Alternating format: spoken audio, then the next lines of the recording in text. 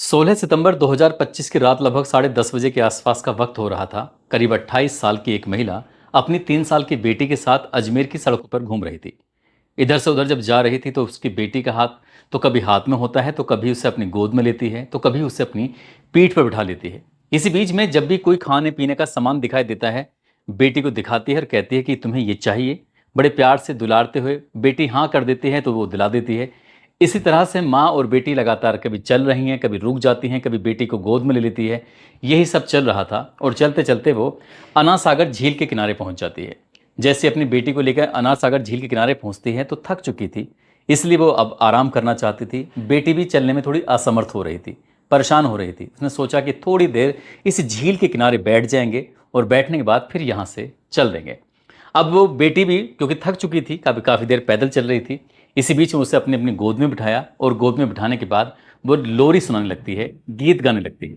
जब लोरी सुना रही थी, गीत गा रही थी, तो बेटी कब जाकर अपनी माँ की लोरी में सो जाती है उसको पता ही नहीं चलता। जैसे ही बेटी सो जाती है, इसी बीच में माँ अब चारों तरफ देखती है, इधर उधर देखती है और बार बार वो अपनी बेटी को आवाज़ लगा रही थी, आरू बेटा तुम सो गए हो, आरू बेटा। ऐसे आरू आरू करके कई बार आवाज़ लगाई जाती है, लेकिन आरू की तरफ से अब कोई रेस्पॉन्स नहीं था, क्योंकि वो अपनी माँ की आगोश में सोई हुई थी, माँ की गोद में सोई हुई थी। अब उसे ना कोई फिक्र थी, ना कोई चिंता थी। जब इस महिला ने चारों तरफ इधर उधर देखा, देखने के बाद उसे अब इत्मीनान हो जाता है कि उसे कोई नहीं देख रहा है। तभी अपनी बेटी को जो सो रही थी उसे उठाती है, उठा के सीधा झील में फेंक देती है। जैसे झील में फेंकती है, उसके बाद वहाँ आराम से इत्मीनान से अपनी उस बेटी को देखती रहती है। जैसे बेटी को झील के अंदर फेंका जाता है तो उसके अंदर से पानी के बुलबुले निकल रहे थे। वो जैसे पानी, जैसे कोई घड़ा पानी में डूबता है तो घड़े में अपना स्पेस जाता है, यानी कि पानी जाता है, तो जो उसके अंदर का हवा होती है वो बाहर निकलती है और वो इस तरह से जब बाहर लगातार लड़की सांस लेने की कोशिश कर रही होगी तो इस बीच में पानी के बुलबुले बार बार आ रहे थे। करीब करीब 2.5 मिनट तक ऐसे ही सिलसिला चलता रहता है। माँ अपनी बेटी को देखती रहती है और जब आखिर ये बुलबुले बिल्कुल आने बंद हो जाते हैं, इत्मीनान हो जाता है कि अब कोई हलचल नहीं हो रही है, तभी वो महिला यहाँ से निकल जाती है। वो यहाँ से निकल जरूर जाती है। अब उसके बाद वो एक ऐसा स्वांग रचती है, ऐसा नाटक रचती है अपनी बेटी को ढूंढने के लिए। बेटी तो मिल जाती है, लेकिन जिस रूप में मिलती है उसकी किसी ने कल्पना नहीं की थी। दरअसल आज की कहानी जो मैं आपको सुनाने जा रहा हूँ, इस कहानी को सुनने के बाद आप लोग भावुक हो जाएंगे, सोचने पर मजबूर हो जाएंगे। कहा जाता है कि पूत कपूत हो सकता है, लेकिन माता कभी कुमाता नहीं होती। आदाब, नमस्कार, सत श्री अकाल। मैं उस्मान सैफी। आज की जो सच्ची घटना मैं आपको सुनाने जा रहा हूं, ये सच्ची घटना है राजस्थान प्रदेश के जिला अजमेर की। जिला अजमेर का एक थाना लगता है कृष्णगंज, और कृष्णगंज थाने के प्रभारी होते हैं अरविंद चारण।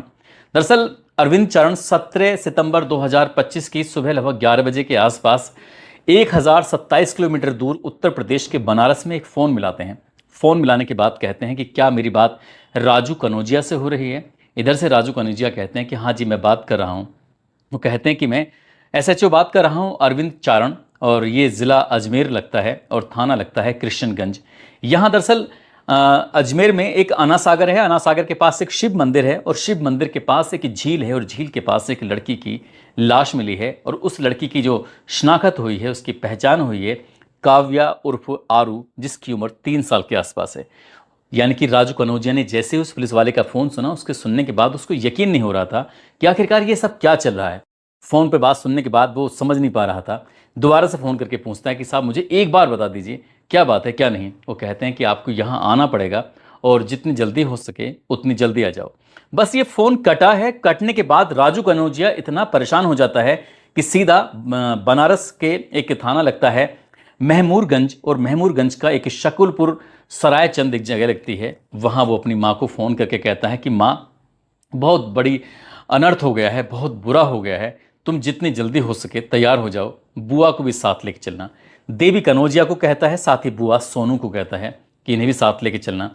बस जितनी जल्दी हो सकती थी, जहाँ से वो अपने घर से दूर था, बस वो सफ़र उसको इतना लंबा लग रहा था, बहुत ज़्यादा, लेकिन उस सफ़र को उसने बहुत कम समय में पूरा करने की कोशिश की।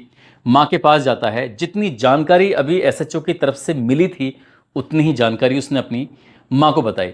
माँ ने तब तक तैयारी कर ली थी और यहाँ से वो 1027 किलोमीटर का सफ़र तय करने के लिए निकल पड़ते हैं उस जगह पर जहाँ पर उनकी बेटी की लाश रखी थी। बताया जाता है कि उनकी बेटी की लाश जवाहरलाल नेहरू हॉस्पिटल के मोर्चरी के अंदर रखी हुई है। अभी तक तो ऐसा लग रहा था कि ये सब झूठ है। वो यही चाहता था, यही दुआ कर रहा था कि जो भी सच उसने सुना है वो सच ना हो, ये झूठ ही होना चाहिए। आखिरकार जब ये बस में बैठता है, उसके बाद फिर ट्रेन का सफ़र करता है, जब ये बैठा हुआ था तभी उसे अपने उस पहले सफ़र की याद आ जाती है, जो सफ़र इसने साल 2021 में तय किया था। दरअसल जब ये एक बस के अंदर बैठा हुआ है, उसी बस के अंदर एक लड़की बैठी हुई है। उस लड़की को इस राजू नाम के लड़के ने जब देखा तो उससे नज़रें मिलती हैं। नज़रें मिलने के बाद नज़रें अलग हो जाती हैं। अब उसने चोरी की नज़र से देखा तो वो लड़की फिर से उसे देख रही थी। ये पहली ऐसी मुलाकात थी, ये सिर्फ एक दूसरे को देख रहे थे, कोई बातचीत नहीं हो रही थी। और लड़का अपने आप में एक अलग ही खुमार में था, अलग ही खुशियों में था। उधर जो लड़की थी वो भी एक अलग खुमार में थी, अलग ही खुशियों में थी। अब आखिरकार के वक्त बीत जाता है। वक्त बीतने के बाद फिर से लड़का एक बस में बैठा था और उसी बस के अंदर वो लड़की दिखाई दे जाती है। जैसे वो लड़की दिखाई देती है, लड़के के चेहरे पर एकदम से चमक सी उठ जाती है। वो इतना ज़्यादा खुश हो जाता है उसे देखकर, जितना लड़का खुश हो रहा था उससे कहीं ज़्यादा वो लड़की भी खुश थी। लड़के ने उस लड़की को देखा और वो इस बार कोई मौका नहीं छोड़ना चाहता था। उसके पास जाता है, पास जाकर कहता है कि अगर तुम्हें कोई एतराज़ ना हो तो क्या मैं तुम्हारे पास बैठ सकता हूँ। लड़की भी इसी इंतज़ार में थी। आखिरकार दोनों एक दूसरे के पास बैठे हुए थे। लड़के ने बताया कि मेरा नाम राजू कनौजिया है, मेरे पिता इस दुनिया में नहीं है, माँ है, माँ का नाम देवी कनौजिया है, 2 भाई हैं हम। क्या तुम अपने बारे में कुछ बता पाओगी? लड़की ने कहा कि मेरा नाम अंजलि उर्फ प्रिया सिंह है। और दोनों की दोस्ती की शुरुआत हो जाती है। अब वो कोई ना कोई बहाना ढूंढने लगते हैं एक दूसरे से मिलने का, चाहे वो बस में हो या पार्क में हो या कहीं भी हो। दोस्ती बहुत ज़्यादा गहरी हो जाती है। दोस्ती इतनी गहरी हो जाती है कि दोनों अब साथ साथ रहने का फैसला कर लेते हैं, यानी कि वो प्यार में बदल जाती है। जैसे इन्हें प्यार होता है, प्यार होने के बाद लड़के ने अपनी माँ से कहा और लड़की ने अपने परिवार से कहा, और दोनों ने जब अपने अपने परिवार की रजामंदगी हासिल कर ली तब इन दोनों की शादी हो जाती है। परिवार के लोग उसमें शादी में शामिल होते हैं, इकट्ठा हो जाते हैं। उसके बाद इनकी ज़िंदगी में अब खुशियों के दिन शुरू हो जाते हैं। ये साल 2022 में इनकी शादी के ठीक 1 साल के बाद इन दोनों को एक बेटी पैदा होती है और उस बेटी का नाम रखा जाता है काव्या उर्फ आरू। काव्या उर्फ आरू इतनी लाडली होती है, अब चाहे वो ननिहाल के हो या फिर ददियाल के हो, उस बच्ची को सभी प्यार करते थे। लेकिन एक दिन उस लड़के ने अपनी पत्नी से कहा कि मेरी नौकरी है, मुझे बनारस रहना पड़ेगा, अगर तुम्हें एतराज़ ना हो तो या तो तुम मेरे साथ चलो या फिर माँ के साथ रहो। लड़की कहती है कि मैं तो तुम्हारे ही साथ रहूंगी। अब इसके बाद ये बनारस में रहने लगते हैं और बनारस में जब रह रहे थे तो इसी बीच में सब कुछ ज़िंदगी में बढ़िया चल रहा था, ठीक चल रहा था। और वक्त आगे बढ़ते बढ़ते साल 2024 की ये बात है। दरअसल उसके एक दोस्त का फ़ोन आता है और फ़ोन आने के बाद राजू से कहता है कि राजू, मुझे तो बिल्कुल अपने कानों पर, अपनी आंखों पर यकीन ही नहीं हो रहा है कि मैंने तो बिल्कुल वैसी ही आवाज़ सुनी है और साथ ही मैंने तुम्हारी जैसी पत्नी को देखा है। मुझे ऐसा लग रहा है जैसे ये प्रिया भाभी हों। ये बात सुनने के बाद उसने कहा कि वो नहीं हो सकती, वो तो घर पे होगी। तभी उसके जब दोस्त ने जानकारी देने की कोशिश की, चाल ऐसी, ढाल ऐसी, आंखें ऐसी, बाल ऐसे, कपड़े ऐसे पहने हुए, सब कुछ तो वैसे ही लग रहा था, लेकिन राजू को यकीन नहीं हो रहा था। कुछ वक्त और बीत जाता है। कुछ वक्त बीतने के बाद फिर से एक दोस्त का फ़ोन आता है। कहता है कि ऐसा लग रहा है जैसे भाभी हैं, बिल्कुल भाभी की जैसे दिखाई दे रही हैं, लेकिन उनके साथ कोई लड़का है, मैं उस लड़के को नहीं जानता कि वो लड़का कौन है। अब ये दूसरी बार ये बात सुनी जाती है, तब उसे, राजू को थोड़ा सा अजीब सा लग रहा था कि आखिरकार ये बात क्या है। राजू को अब ये यकीन होने लगा धीरे धीरे कि वो नौकरी पर जाता है, उसकी पत्नी घर पर रहती है और घर पर कोई शख्स है जो आता है या फिर ये उससे मिलने के लिए बाहर चली जाती है। अब उसने यही जानने की कोशिश की। अब एक दिन उसने कुछ ऐसे ही पता चलता है, उसने अपने जो जासूस थे, अपने जो सोर्सेस थे, उसने लगाए तो पता चलता है कि मकान मालिक का बेटा है और मकान मालिक का बेटा जिसका नाम अलकेश गुप्ता है। दरअसल अलकेश गुप्ता का उसकी पत्नी अंजलि उर्फ प्रिया के साथ कुछ ऐसे संबंध बन जाते हैं, ऐसी नज़दीकियां बढ़ जाती हैं कि दोनों अब उसकी गैर मौजूदगी में बस मौका तलाश करते थे, कब साथ रहें कब ना रहें। अब ऐसी स्थिति थी। एक दिन अब इन दोनों में कुछ झगड़े की स्थिति पैदा हो जाती है, कहासुनी भी हो जाती है। वो बार बार अपनी पत्नी को समझाता है कि हम लोग किस स्थिति में मिले थे, तुमने मुझे मतलब प्यार में धोखा दे रही हो, इस बच्ची को भी बहुत तकलीफ पहुंचेगी। कुछ इस तरह की बातें वो बार बार समझाता था, लेकिन वो कहती थी कि तुम्हें जैसा सुना है ना, ऐसा कुछ भी नहीं है, ये सब झूठ बोलते हैं, मुझ पर इल्ज़ाम लगाए जा रहे हैं। एक दिन वो अपने घर पे आया। घर पे आने के बाद उसने कहा कि मैं बहुत ज़्यादा, बहुत बुरी तरह से थका हुआ हूँ, एक काम करो, मैं खाना खाता हूँ, खाना खाने के बाद सो जाता हूँ। वो सो जाता है और सोने के बाद, क्योंकि आज वो सो नहीं रहा था बल्कि सोने की एक्टिंग कर रहा था, जब वो सो जाता है उसकी पत्नी उसे बार बार आवाज़ लगा रही थी, राजू राजू, लेकिन राजू उठने को तैयार नहीं था। आखिरकार जब वो बिल्कुल उससे इत्मीनान हो जाता है कि राजू अब सो चुका है, वो छत पे दबे पाँव जाती है और वहाँ जाने के बाद उसका पहले से ही अलकेश गुप्ता इंतज़ार कर रहा था और यहाँ राजू कुछ वक्त के बाद जब ऊपर जाता है तो दोनों को उसने आपत्तिजनक स्थिति में देख लिया था। बस आपत्तिजनक स्थिति में देखना था, उसके बाद उसने फैसला कर लिया कि अब लोग हम यहाँ नहीं रहेंगे किसी भी कीमत पर। इसके बाद वो यहाँ से अपना कमरा छोड़ता है, दूसरी जगह पर रहना शुरू कर देता है। और दूसरी जगह रहने के बाद लेकिन फिर भी इन दोनों का मिलना जुलना बंद नहीं होता है। हालत इतने बिगड़ जाते हैं कि ये लड़का 4 बार थाने जाता है अपनी पत्नी की शिकायत करने के लिए, और उस अलकेश गुप्ता की शिकायत करने के लिए वो मेरी पत्नी को बार बार परेशान कर रहा है।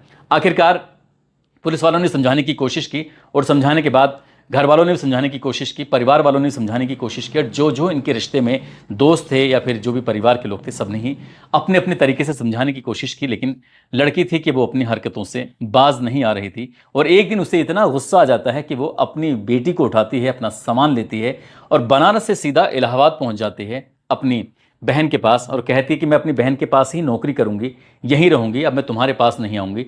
गुस्से में वो अपने पति का जो मोबाइल था उसको भी ब्लैक लिस्ट में डाल देती है। आखिरकार कुछ दिन वो नौकरी करती है, अपनी बेटी को भी वहीं पर रखती है। लेकिन एक दिन पता चलता है कि फरवरी 2025 की ये बात है, उसने इलाहाबाद से अचानक से गायब हो जाती है। अब ना बेटी मिल रही है और ना ही जो अंजलि है वो मिल रही है। अब उसका जो पति है राजू इतना परेशान हो जाता है, नज़दीकी पुलिस स्टेशन जाता है, और नज़दीकी पुलिस स्टेशन जाने के बाद उसने एक गुमशुदगी की तहरीर देता है और कहता है कि साहब मेरी पत्नी और मेरी बेटी को ढूंढ दीजिए, वो जहां भी कहीं है वो मिल जाए तो ज़्यादा बेहतर है। आखिरकार पुलिस ने कोशिश की, और कोशिश करने के बाद इनसे संपर्क हो जाता है। जब संपर्क होता है तो फिर अंजलि और प्रिया से बातचीत की जाती है। अंजलि और प्रिया कहती है कि मैं इस व्यक्ति के साथ अब बिल्कुल भी नहीं रहूंगी, मैं बहुत दूर हूं और इससे दूर ही रहना चाहती हूं। यानी कि उसने राजस्थान प्रदेश के जिला अजमेर को चुना। अजमेर में एक दाता नगर एक जगह लगती है, वहां पर कमरा किराए पे लेती है। कमरा किराए पे लेने के बाद एक नौकरी ढूंढती है होटल में रिसेप्शन का, और उसी होटल के अंदर अलकेश भी जॉब कर रहा था, और ये दोनों साथ साथ रहना शुरू कर देते हैं, लिव इन रिलेशनशिप में रहना शुरू कर देते हैं। तभी राजू कनौजिया पुलिस के सामने गिड़गिड़ाता हुआ, हाथ पैर जोड़ता हुआ कहता है कि साहब पत्नी आना नहीं चाहती है तो कोई बात नहीं है, बस बेटी को ही दिलवा दीजिए, मेरी माँ बेटी की अच्छे खासे देखभाल कर लेगी। लेकिन इस लड़की ने, अंजलि उर्फ प्रिया ने, साफ साफ इनकार कर दिया। उसने कहा कि मैं आरू के बिना तो जिंदा ही नहीं रह सकती, मैं आरू को किसी भी कीमत पर नहीं छोड़ूंगी। जब ये बात सुनी जाती है तो पुलिस वालों ने कहा कि माँ से ज़्यादा कोई बच्चे का ख्याल रख नहीं सकता है, इसलिए राजू तुम्हें यहाँ पर सब्र करना पड़ेगा। जब पुलिस वालों ने उसको समझाया बुझाया तो वो मान जाता है, क्योंकि वो कानून से बाहर भी नहीं जा सकता था। आखिरकार इसे ये सब बातें जब सफ़र कर रहा था, सफ़र करते करते याद आती हैं। वो बार बार याद कर रहा था कि काश उस दिन पुलिस वालों ने मेरी बेटी को दे दिया होता तो शायद ये खबर ना मिली होती। तब तक वो अजमेर पहुंच जाता है, और जवाहरलाल नेहरू हॉस्पिटल के अंदर, मोर्चरी के अंदर जब अपनी बेटी की लाश को देखता है तो रोते हुए बिलखते हुए पुलिस वालों से एक ही बात कह रहा था, अब क्यों दे रहे हो, अब क्या करूँगा मैं इसका। लेकिन जो भी हुआ है वो वाकई बहुत गलत हुआ था, क्योंकि उसने अपनी बेटी को सीने से लगाता है और जार जार करके बहुत ज़ोर ज़ोर से वो रोने लगता है। उसके रोने की आवाज़ें पूरे हॉस्पिटल में गूंज रही थी, क्योंकि वहाँ पत्रकार भी उन आवाज़ों को सुन रहे थे। लोगों ने जब वीडियो बनाना शुरू किया, साथ ही अखबारों में जब ये खबर छपनी शुरू होती है, तो लोगों को यकीन नहीं हो रहा था। अब राजू बार बार पुलिस से सिर्फ एक ही सवाल कर रहा था कि साहब हुआ क्या है, मेरी बेटी को क्यों मारा गया है, बस ये बता दीजिए। तब ये बताने से पहले उस लड़की से भी मुलाकात कराते हैं, लेकिन पुलिस की जांच पड़ताल में ये सामने आता है कि 16 और 17 सितंबर 2025 की सुबह 4 बजे के आसपास का वक्त हो रहा था। अन्ना सागर से बजरंगगढ़ की तरफ जाने वाले रास्ते पर डीओ गोविंद सिंह, जो पुलिस के अधिकारी होते हैं, head constable Dharmraj, constable Mohan Sheshma, Kartar, ये चारों ये जा रहे थे। और अचानक ही ने इस रास्ते पर अन्ना सागर से बजरंगगढ़ की तरफ जाते हुए एक महिला दिखाई देती है और एक पुरुष दिखाई देता है। पुलिस वालों ने जैसे सुबह सुबह का वक्त था उन्हें रोक के कहा कि तुम यहाँ क्या क्या कर रहे हो, कौन हो, कहाँ से आए हो। वो कहते हैं कि साहब हम यहीं दाता नगर में रहते हैं, और दरअसल मेरा नाम अंजलि है, मैं यहाँ एक होटल है, होटल के अंदर रिसेप्शन पे काम करती हूँ, और ये मेरे पति हैं जिनका नाम अलकेश गुप्ता है।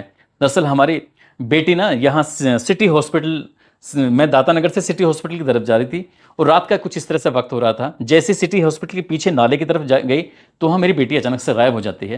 लेकिन आप सर परेशान मत होइए, मैं अपनी बेटी को खुद तलाश कर लूँगी, आप चले जाइए। पुलिस वालों ने जब ये बात सुनी तो पुलिस वालों को बड़ा आश्चर्य हुआ कि आखिरकार कोई गायब होता है तो पुलिस के पास जाते हैं, कुछ बात होती है तो पुलिस के पास जाते हैं, जब परेशानी होती है तो पुलिस के पास जाते हैं। पुलिस इनके पास खुद चल के आई है, ये मना कर रही है, कुछ ना कुछ दाल में काला है। आखिरकार उस महिला से बार बार पूछा जाता है, बयान लिए जाते हैं कि तुम्हारी बेटी कब थी, कहाँ देखी थी, किस वक्त देखी थी। वो एक एक बात पूछ रहे थे, और पूछते पूछते उन्होंने फिर उसने, जब ये हर बार कुछ नया बयान दे रही है, बयानों में विरोधाभास था, विरोधाभास होने के बाद फिर पुलिस की टीम रात में ही अभय सेंटर के अभय कमांड सेंटर है वहाँ जाती है। वहाँ जाने के बाद सीसीटीवी कैमरे में देखा जाता है और सीसीटीवी कैमरे में देखने के बाद ये पता चलता है, पुलिस को यकीन नहीं हो रहा था कि 10:39 के से लेकर रात 1:27 तक वो महिला अपनी 3 साल की बेटी के साथ कभी सड़क पर इधर घूम रही है, कभी उधर घूम रही है, कभी उसे गोद में लेती है तो कभी उसे कंधे पे बिठाती है, कभी उसे खिला रही है, कभी दुलार कर रही है, उसे लगातार प्यार कर रही थी। लेकिन 1:27 से लेकर 1:37 के बीच ये करीब 10 मिनट का अंतर रहा होगा। इस 10 मिनट के अंतर में जब पुलिस वालों ने उसे पूछने की कोशिश की है, सख्ती से पूछा है, तब उसने सच बताना शुरू कर दिया। उसने कहा कि साहब, मैं जाकर झील के किनारे बैठ जाती हूँ, वहाँ जाने के बाद अपनी बेटी को दुलारती हूँ, पुचकारती हूँ, उसको प्यार करती हूँ और प्यार करने के बाद वो बेटी सो जाती है और जैसे ही वो बेटी सोती है उसके बाद वो उसको उस झील के अंदर फेंक देती है, उस पानी में फेंक देती है और जब तक वहाँ रुकती हूँ जब तक कि उसके मरने का मतलब बिल्कुल इंतजार ख़त्म नहीं हो जाता। बेटी मर जाती है और वो वहाँ से फिर चली आती है। यहाँ से आने के बाद रात के लगभग 2 बजे के आसपास वो अपने इस प्रेमी को, जो कि उसका लिव इन पार्टनर था, जो कि उसी के जिस होटल में वो जॉब करती थी, उसी में उससे कहती है कि मैं काफ़ी देर से काव्या और आरू को ढूंढ रही हूँ, आरू मिल नहीं रही है, तुम जितनी जल्दी हो सके यहाँ मौके पर आ जाओ। अब अल्केश भी आने के बाद इस अंजलि के साथ आरू को ढूंढ रहे थे और ढूंढने का लगातार इधर से उधर चक्कर काट रहे थे, लेकिन पुलिस वालों को मिल जाते हैं।